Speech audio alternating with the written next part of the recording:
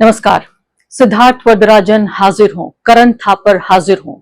आपके ऊपर आरोप यह है कि आपने राजद्रोह किया है और आपको असम पुलिस के सामने पेश होना पड़ेगा। असम जाके पेश होना पड़ेगा आपको।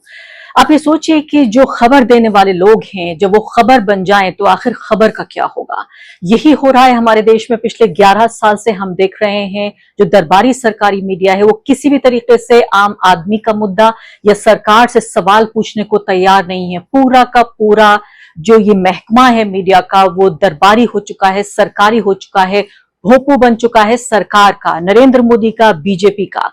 लेकिन वो जो बचे कुचे पत्रकार हैं उन्हें इतना परेशान किया जा रहा है, उनके ऊपर मुकदमे ठोके जा रहे हैं, उनका मैं कहूंगी आर्थिक रूप से गला दबाने की कोशिश हो रही है कि किसी तरीके से ये खबर जो है वो आम जनता तक पहुंच न जाए। वायर के फाउंडिंग एडिटर सिद्धार्थ वरदराजन पर यह दूसरी एफआईआर दर्ज की गई है। एक संस्थान के पीछे लगातार पिछले 11 साल से हम देख रहे हैं कि नरेंद्र मोदी सरकार की पुलिस के अलावा राज्य सरकारों की पुलिस, चाहे वो उत्तर प्रदेश हो, अब नई जो सरकार है या असम की सरकार है, अब दूसरी एफआईआर, एक एफआईआर नहीं दूसरी एफआईआर दर्ज की गई है कुछ ही हफ्तों के भीतर। और उसकी जब डिटेल्स में आपको बताऊंगी आप हैरान हो जाएंगे कि कितना परेशान सच के सिपाहियों को किया जा रहा है। वो योद्धा जो आप तक सच पहुंचाने की कोशिश कर रहे हैं, हर जोखिम हर खतरा मोल लेकर। ये हमला सिद्धार्थ वरदराजन, करण थापर, द वायर पर नहीं है, ये हमला आपके ऊपर है, आपके जानने के अधिकार के ऊपर है। तो आप ये देखिए कि सुप्रीम कोर्ट ने द वायर के पत्रकारों को किसी भी तरह की जबरन अरेस्ट से प्रोटेक्शन दिया था, अभी की बात है। और ये जो मुकदमा दर्ज किया गया था उनके खिलाफ राजद्रोह का, सेक्शन 152 जो भारतीय न्याय संहिता है उसके तहत उसको चुनौती देने वाली याचिका पर नोटिस जारी किया गया था। उसी दिन यानी जिस दिन सुप्रीम कोर्ट ने प्रोटेक्शन दी, सुरक्षा दी है सिद्धार्थ वरदराजन को, द वायर को, उसी दिन असम की पुलिस की क्राइम ब्रांच ने द वायर के सिद्धार्थ वरदराजन और साथ ही द वायर के जो एंकर हैं, बहुत ही पॉपुलर प्रोग्राम करते हैं अंग्रेजी में, करण थापर, पिछले 30-40 साल से लगातार पत्रकारिता में सक्रिय हैं। सिर्फ राष्ट्रीय नहीं बल्कि एक अंतर्राष्ट्रीय नाम है। ये दोनों पत्रकार एक तरह से देश की आवाज हैं। अंतर्राष्ट्रीय पटल पर इन दोनों के खिलाफ राजद्रोह में बाकायदा समन भेजा गया है कि आपके साथ हमें पूछताछ करनी है, आपसे सवाल जवाब करना है, इसलिए आपको असम जाके पेश होना पड़ेगा। ये इंस्पेक्टर सौम्य ज्योति राय ने जारी किया है और एफआईआर का नंबर है 03/2025। इसका जिक्र किया गया। और सबसे ज्यादा जो हास्यास्पद बात है वो ये कि एफआईआर की कॉपी तक उन लोगों को नहीं दी जा रही है जिनको समन किया जा रहा है। सीधे तौर पर कानून का उल्लंघन वो लोग कर रहे हैं जिनके ऊपर कानून को अपहोल्ड करने की जिम्मेदारी है। तो आप सीधे तौर पर ये देखिए कि भारत में जो आजाद प्रेस है, जो भारत में आजाद पत्रकारिता है, उसके ऊपर सबसे बड़ा हमला, इस साल का सबसे बड़ा हमला यह है कि एक के बाद एक 2 एफआईआर दर्ज की गई हैं। इससे पहले का मामला भी मैं आपको बताऊंगी, लेकिन इससे पहले आपको बता देती हूँ इस नए केस के बारे में। यानी उसी दिन जिस दिन सुप्रीम कोर्ट ने सुरक्षा प्रदान की है उसी दिन ये दूसरा केस दर्ज किया गया उनके ऊपर। एफआईआर की तारीख नहीं बताई गई, आरोप क्या है इसकी जानकारी नहीं दी गई, एफआईआर की कॉपी समन के साथ जो है वो लगाई गई। और समन 14 अगस्त को द वायर के ऑफिस पहुंचा है। इसके अलावा 18 अगस्त को करण थापर के नाम से भी बिल्कुल वैसा ही समन द वायर के ऑफिस पहुंच गया है। दोनों पत्रकारों को यह हुक्म हुआ है कि आप 22 अगस्त को जाके वहां गुवाहाटी क्राइम ब्रांच दफ्तर में आप हाजिर होंगे। और समन में ये लिखा गया है कि अगर आप हाजिर नहीं होते हैं तो आपको अरेस्ट किया जाएगा, आपको गिरफ्तार किया जाएगा, सीधे समन में ये कहा गया है।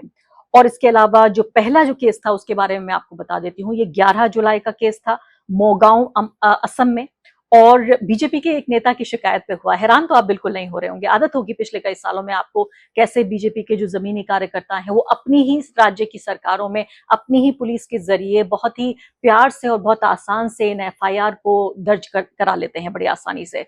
द वायर की खबर से जुड़ा हुआ था और इस नए केस में कौन सी खबर है या वीडियो है ये भी साफ नहीं है। यानी पिछले में तो कम से कम ये कहा गया था कि आपने ये खास खबर ऑपरेशन सिंदूर के दौरान के बाद के दिनों में जो रिपोर्टिंग हुई थी उनमें एक खबर को लेकर ये छापा गया था, कहा गया था कि इस पर हम आपके ऊपर राजद्रोह का, सेडिशन का मुकदमा कर रहे हैं। इसमें ये भी पता नहीं है कि रिपोर्ट कौन सी है, वीडियो कौन सी है, कौन सी ऐसी बात लिख दी गई या कह दी गई जो हुकूमतों को इतनी नागवार पहुंच रही है।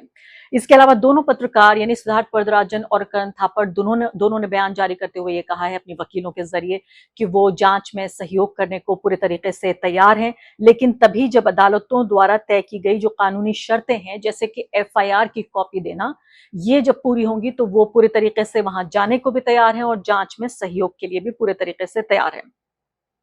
अब यहाँ पर आ जाते हैं कि अलग अलग जो संस्थान हैं वो यानी कि जो पत्रकारिता की जो मीडिया संस्थान हैं, बॉडीज हैं, वो अपना समर्थन दे रही हैं। उन्होंने सिद्धार्थ वरदराजन, करण थापर इन सबके फेवर में स्टेटमेंट्स भी जारी किए हैं। लेकिन ऐसी कोई खबर आप मुझे बताइए, आपने क्या किसी भी बड़े न्यूज नेटवर्क पर जिसको आप देखते हैं, न जाने कितने सालों से देखते रहे होंगे, खबर के एक सोर्स के तौर पे देखते रहे होंगे, क्या किसी न्यूज संस्थान ने द वायर या करण थापर या सिद्धार्थ वरदराजन या इस खबर के बारे में आपको कोई जानकारी दी?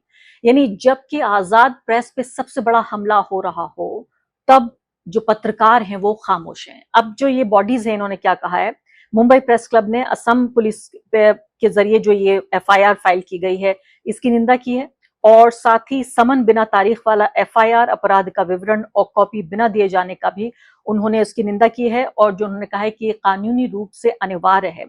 इसके अलावा उन्होंने ये भी कहा कि समन उसी दिन जारी हुआ जब सुप्रीम कोर्ट ने नए देशद्रोह कानून को चुनौती देने वाली द वायर की याचिका पर नोटिस जारी किया और पत्रकारों को सुरक्षा प्रदान की।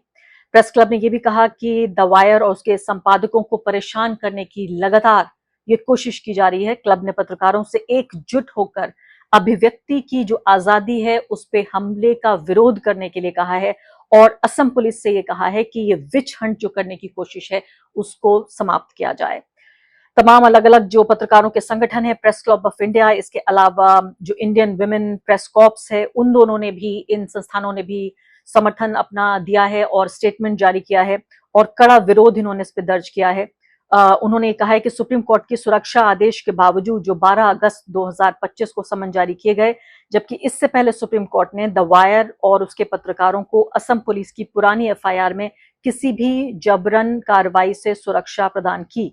तो सीधे तौर पे वो ये कह रहे हैं कि जो ये संगठन है, खासकर ये दोनों प्रेस क्लब और साथ ही जो विमेन प्रेस कॉर्प्स है, वो कह रहे हैं कि मामलों को तुरंत वापस लिया जाए और धारा 152 को हटाने की मांग की है। उनकी दलील ये है कि ये भारतीय संविधान के अनुच्छेद 19(1)(a) में जो अभिव्यक्ति की स्वतंत्रता है उस पर सीधा खतरा बताया है। अब मैं यहाँ पर कहना अपील यही करना चाहती हूँ। आप जानते हैं मैं सालों से द वायर के साथ काम करती रही हूँ, अभी भी मैं द वायर के साथ जुड़ी हुई हूँ। इस प्लेटफॉर्म के अलावा मेरी हमदर्दियां द वायर के संपादकों, पत्रकारों सबके साथ हैं, एक पत्रकार होने के नाते, संस्थान का एक हिस्सा होने के नाते। लेकिन मैं आपको ये याद दिलाना चाहती हूँ कि सीधे तौर पर ये हमला पत्रकारों पर नहीं, आप पर है। द वायर एक ऐसा संस्थान है कि ये नहीं कि सिर्फ दिल्ली और मुंबई के और कोलकाता के पत्रकार, जब छोटी छोटी जगहों पर पत्रकारों पे हमले किए जाते हैं, चाहे उनके ऊपर शारीरिक हमले हों, चाहे उन्हें जेल पहुंचाने की कोशिश हो, हमेशा द वायर ने, आप ये देखेंगे, साथ दिया है पत्रकारों का, सामाजिक कार्यकर्ताओं का, आम आदमी के अधिकारों का, उनके मानव अधिकार और उनकी आजादी का। मैं ये कहती हूँ कि आपके लिए ये वक्त है, ये मौका है एक सुनहरा, कि आप द वायर के एडिटर्स, द वायर के पत्रकारों के साथ आप खड़े हों, क्योंकि ये सवाल हमारा नहीं, सिर्फ पत्रकारों का नहीं, आपका है, और आपका जो भारतीय लोकतंत्र में क्या जगह है उसका है।